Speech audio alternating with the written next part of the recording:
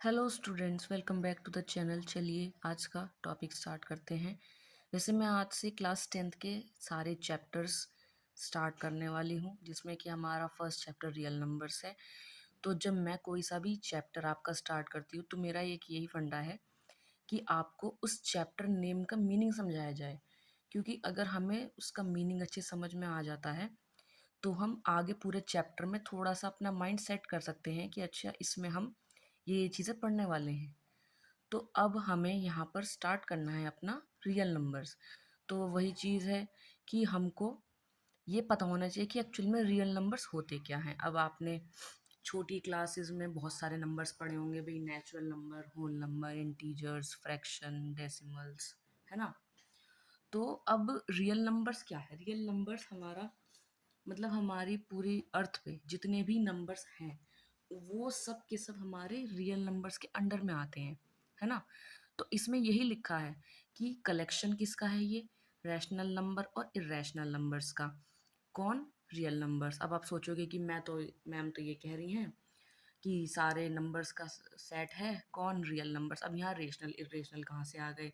अब रेशनल और irrational real number के दो बहुत बड़े पार्ट्स हैं। तो उन सबको जब आप कलेक्ट करके लिखोगे तो वो रियल नंबर्स ही होगा आपका, है ना। तो इसका मतलब कि अब एक चीज़ यहाँ पे एक चीज़ ये आती है कि जो हमने मतलब कि जो पहले से पढ़ते हैं, सिक्स से पढ़ते आ रहे हैं, real, natural number, whole number, integers, ये कहाँ गए फिर? ये कहीं नहीं गए, ये सब आपके रेशनल नंबर्स में आते हैं, ठीक है ना।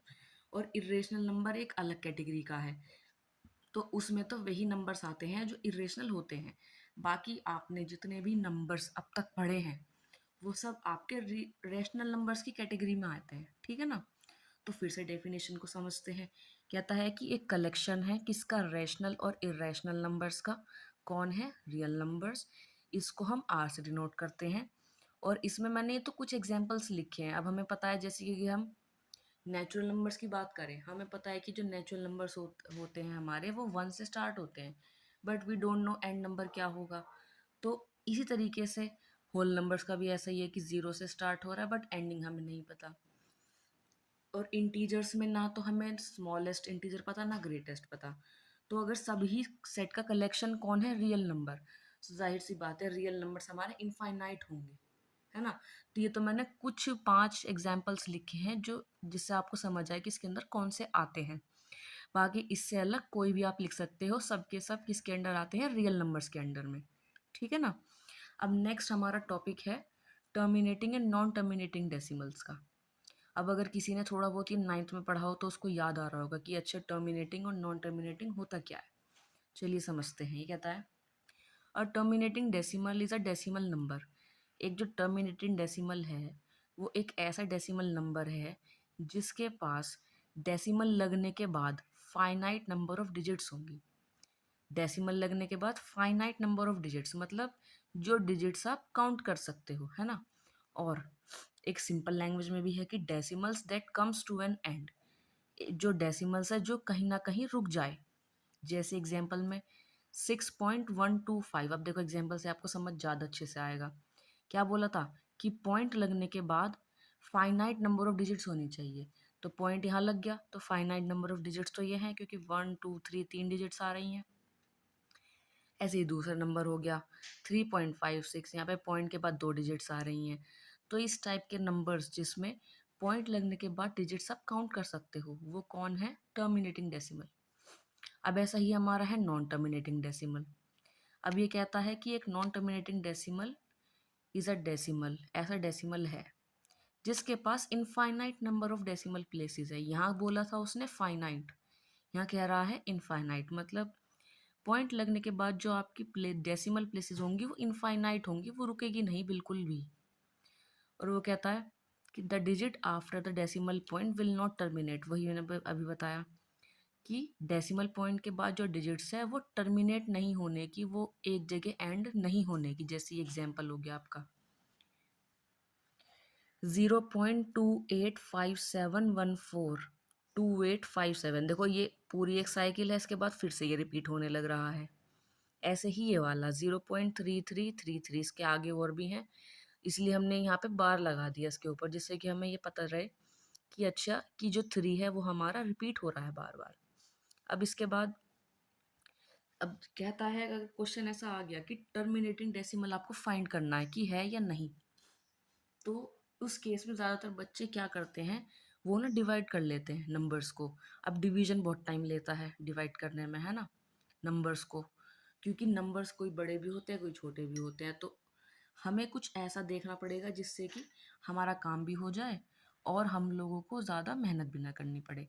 तो उसकी एक ट्रिक है। उसकी क्या ट्रिक है? ये कहता है एक rational number P upon Q है, वो टर्मिनेटिंग तब होगा जब ही होगा जब क्यू, जो ये हमारा डिनोमिनेटर है, इसमें 2 और 5 के फैक्टर ही आने चाहिए बस। जैसे अगर मैंने कहा कि यहाँ पे मैंने 12, जैसे हमने लिखा है 5/12, तो 12 को तोड़ोगे आप, 2 इंटू 3। अब उसने बोला था 2 और 5, देखो 2 तो ठीक है बट ये 3 आ रहा है, 5 तो नहीं आ रहा, तो इसका मतलब ये टर्मिनेटिंग तो नहीं होने का बिल्कुल भी। तो बस हमें डिनोमिनेटर चेक करना होता है, उसमें 2 और 5 के ही फैक्टर होने चाहिए बस।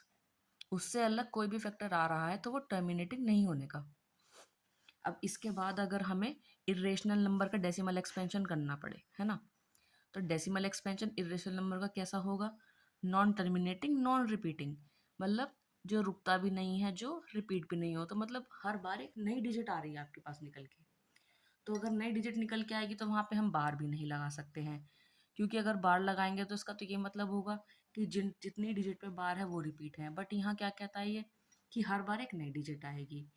तो इसका मतलब कि इरेशनल नंबर का जो डेसिमल एक्सपेंशन है वो कैसा है? नॉन टर्मिनेटिंग और नॉन रिपीटिंग। ठीक है, जैसे कि एग्जाम्पल हो गया आपका 1.7320508075, देखो हर बार एक नई डिजिट है। अब ये मत सोचना यहाँ 7 आ रहा है यहाँ भी 7 आ रहा है, नहीं। देखो पॉइंट के बाद जो डिजिट है इनमें कुछ भी आपको रिलेशन नहीं दिख रहा होगा कैसा भी, हर बार एक नई ही डिजिट आ रही है। और आगे जो डैश लगा है यहाँ पे भी कुछ होगा जो हमें नहीं पता, है ना। और पता करके भी क्या करना, क्योंकि इनफाइनाइट डेसिमल प्लेस होती है इसमें और हर डिजिट अलग आती है। फिर ये है 1.4142135623, यहाँ पे भी अलग ही डिजिट आ रही हैं सारी। फिर हमारा लास्ट जो कंसेप्ट है इस चैप्टर का वो क्या है?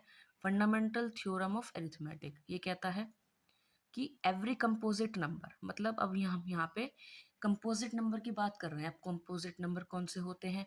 वो नंबर जिनके फैक्टर 2 से ज़्यादा हों। जैसे प्राइम नंबर है, प्राइम नंबर के 2 ही फैक्टर होंगे, एक तो 1 और एक वो नंबर खुद, जैसे 5 है, 5 के 2 ही फैक्टर होंगे, 5 और 1। ठीक है, तो इस तरीके से यहाँ पे इसने कहा है कंपोजिट नंबर तो 2 से ज़्यादा फैक्टर होने चाहिए। तो ये कहता है कि every composite number can be expressed या फैक्टराइज्ड, एक ही बात है, एक्सप्रेस कर सकते हो या फैक्टराइज कर सकते हो as a product of primes. हर कंपोजिट नंबर को प्राइम नंबर्स की प्रोडक्ट में आप लिख सकते हो, और ये जो फैक्टराइजेशन इसमें निकल के आएगी वो यूनिक होगी, अलग होगी, apart from the order in which prime factor occurs. Order चाहे कुछ भी हो लेकिन प्राइम फैक्टराइजेशन सेम यूनिक ही होगी। जैसे एग्जाम्पल में लिखा है यहाँ पर 24 का हम कर रहे हैं, तो इसको चाहे तो 2 इंटू 2 इंटू 2 इंटू 3 लिख लो, या 3 इंटू 2 इंटू 2 इंटू 2 लिख लो। देखो ऑर्डर चेंज कर दिया, बाकी प्राइम फैक्टर तो वही है। जैसे यहाँ पे आपके 2 3 बार आ रहे हैं और 3 आ रहा है एक बार, ऐसे यहाँ पे वही चीज़ है कि 2 आ रहे हैं 3 बार, 3 आ रहा है एक बार, है ना। तो इस तरीके से क्या बोला बोला था इसने कि फैक्टराइजेशन हर नंबर की यूनिक होगी। जैसे कि अगर मैं किसकी निकालूँ, जैसे मैंने 18 की निकाल लो, चलो 18 की क्या आएगी? 2 इंटू 3 इंटू 3, या फिर इसको हम 3 इंटू 3 इंटू 2 लिखें, या फिर 2 इंटू 3, नहीं ये 2 ही बार ही लिखा जाएगा। चाहे देखो 18 को चाहे ऐसे लिखे चाहे ऐसे लिखे, प्राइम फैक्टर वही आएंगे। यहाँ पे भी 3 2 बार आ रहा है, 2 एक बार आ रहा है, यहाँ पे भी 3 2 बार आ रहा है, 2 एक बार आ रहा है, तो उससे कोई फर्क पड़ता नहीं है ज़्यादा, है ना। तो इसका मतलब हर एक नंबर की प्राइम फैक्टराइजेशन कैसी होगी? यूनिक होगी। अब इस चैप्टर में इतना ही हमारा कंसेप्ट था। अब नेक्स्ट वीडियो में मैं आपको एक्सरसाइज से स्टार्ट कराऊंगी, तो स्टे ट्यून और फॉलो कर लीजिए ताकि आप कुछ भी मिस ना करें। Thank you so much all.